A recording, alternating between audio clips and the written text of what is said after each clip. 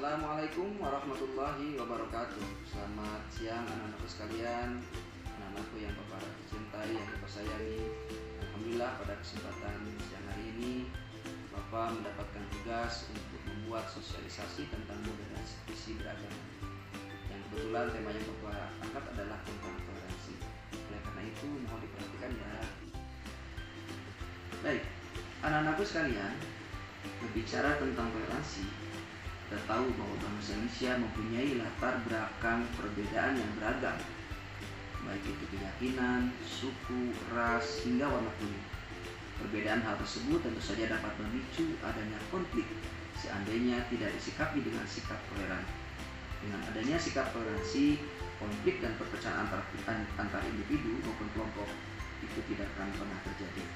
Banyak orang menyebut bahwa toleransi sebagai kunci utama perdamaian yang harus kita jaga.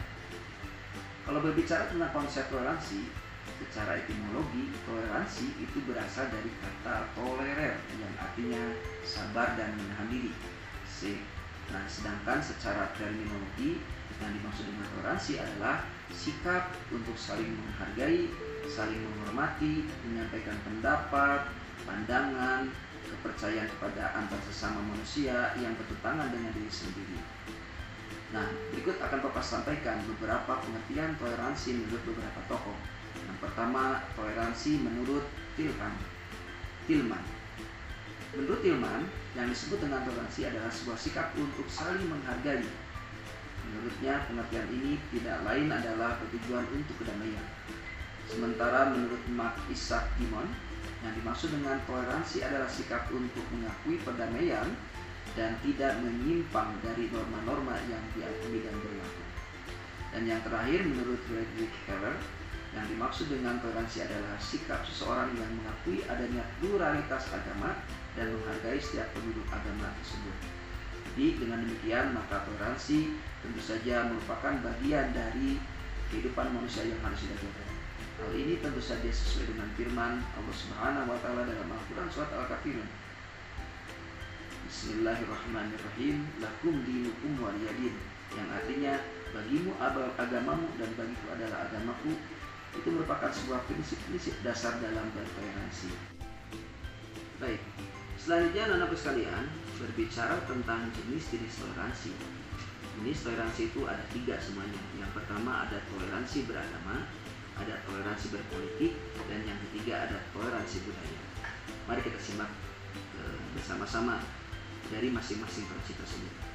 Toleransi beragama adalah sikap saling menghormati dan menghargai perbedaan agama yang ada dalam kehidupan. Contoh misalnya, saling menghormati hak setiap orang untuk memilih agamanya masing-masing.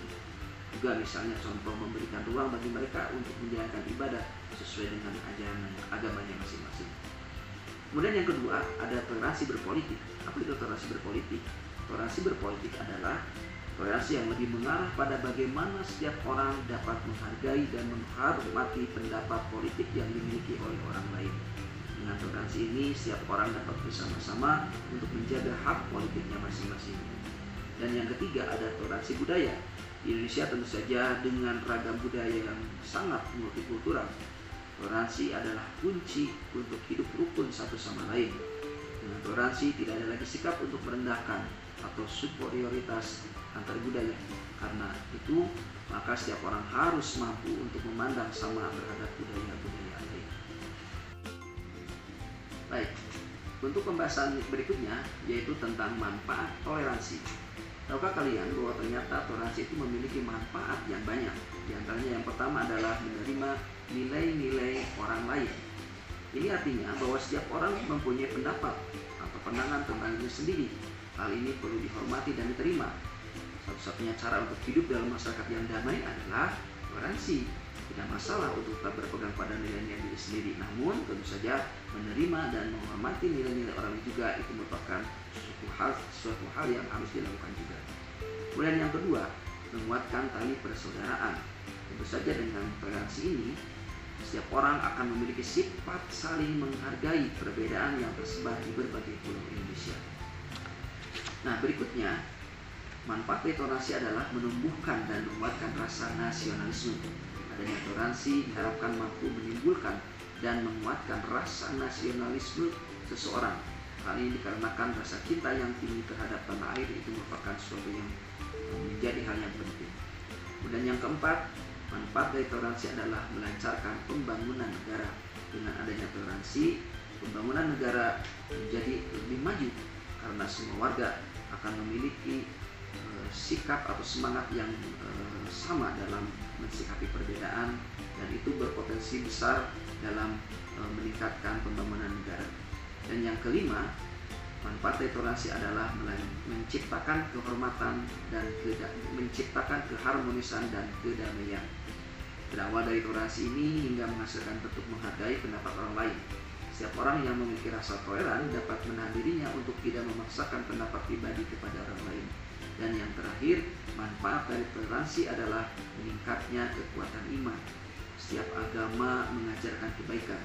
Melalui sikap toleransi inilah setiap orang akan menghargai agama lain saat beribadah. Posisi tersebut tentu saja menjadi satu di antara yang bisa menguji diri kita sendiri seberapa kuat iman ini ketika berhubungan dengan orang lain terhadap permasalahan-permasalahan perbedaan dalam beragama. Baik, demikianlah anak-anakku sekalian penjelasan tentang toleransi. Semoga kalian bisa memahami dan tentu saja bisa mengaplikasikannya dalam kehidupan sehari-hari. Terima kasih. Salam moderasi. Assalamualaikum warahmatullahi wabarakatuh.